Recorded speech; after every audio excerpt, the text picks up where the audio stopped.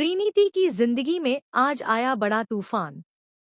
जहां एक तरफ प्रीनीति और आदित्य की नजदीकियां बढ़ रही थी, वहीं दूसरी तरफ निशा ने फिर से रच डाला नया षड्यंत्र। प्रीनीति को अचानक मिलती है एक रहस्यमयी चिट्ठी, जिसमें लिखा होता है कि आदित्य उससे कुछ बड़ा राज छुपा रहा है। प्रीनीति पूरी रात उस चिट्ठी के बारे में सोचती रहती है। अगली सुबह आदित्य उसे सरप्राइज देने आता है, लेकिन प्रीनीति के चेहरे पर उदासी देखकर हैरान रह जाता है।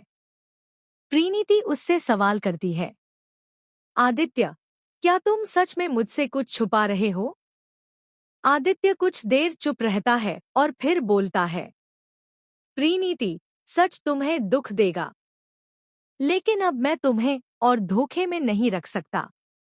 उसी वक्त निशा वहां आकर सबके सामने आदित्य का पुराना रिश्ता उजागर कर देती है। वो बताती है कि आदित्य का किसी और लड़की से रिश्ता रहा था और यही सच वो प्रीनीति से छुपा रहा था। प्रीनीति की आंखों में आंसू भर आते हैं। वो आदित्य से पूछती है, क्या ये सच है? तुमने कभी मुझसे इतना बड़ा सच छुपाया? आदित्य बेबस होकर कहता है, हाँ, लेकिन वो रिश्ता मेरे अतीत का था। आज मेरी दुनिया सिर्फ तुम हो। प्रीनीति का दिल टूट चुका है, लेकिन अंदर ही अंदर वो निशा की चाल को भी समझने लगती है। उसे यकीन है कि निशा सब कुछ बिगाड़ना चाहती है। इस बीच कहानी में आता है एक और बड़ा ट्विस्ट।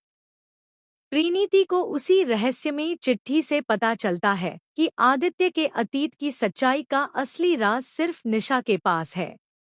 यानी असली खेल कोई और खेल रहा है।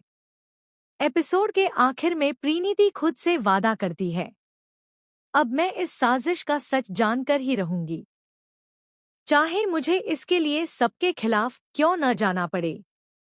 संगीत तेज होता है, स्क्रीन ब्लैक। कल के एपिसोड में आप देखेंगे कि प्रीनीति अकेले निकलती है निशा के सच का पीछा करने, और सामने आता है ऐसा राज जिसे सुनकर सबकी दुनिया हिल जाएगी।